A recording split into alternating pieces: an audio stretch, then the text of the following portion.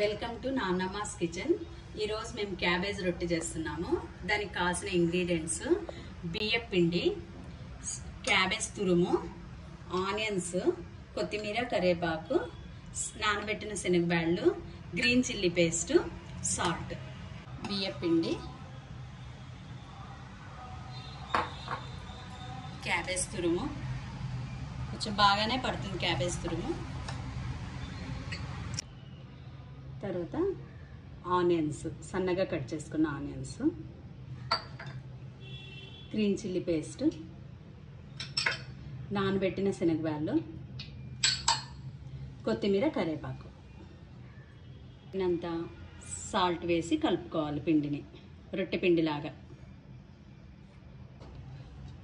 తగినంత వాటర్ వేసి కలుపుకోవాలి రొట్టె పిండిలాగా. కాస్త గట్టిగానే కలుపుకోవాలి.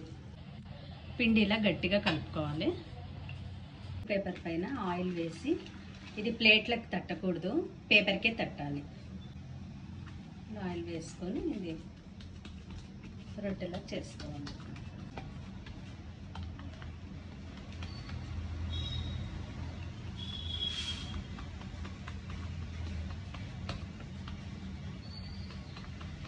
ఇట్లా తట్టుకోవాలా. చపాతీ పెనం వేడైన తర్వాత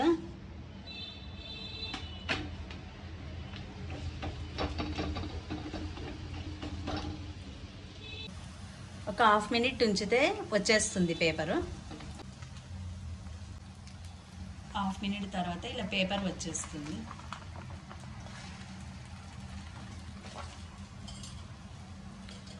దీనికి ఇలా ఆయిల్ వేయాలి. ఆయిల్ కొంచెం ఎక్కువే పడుతుంది దీనికి.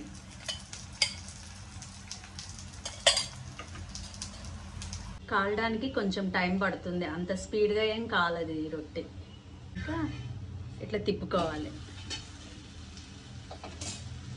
తర్వాత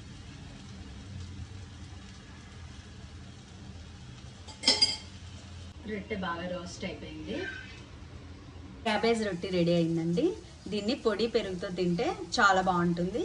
please like and subscribe. Thank you.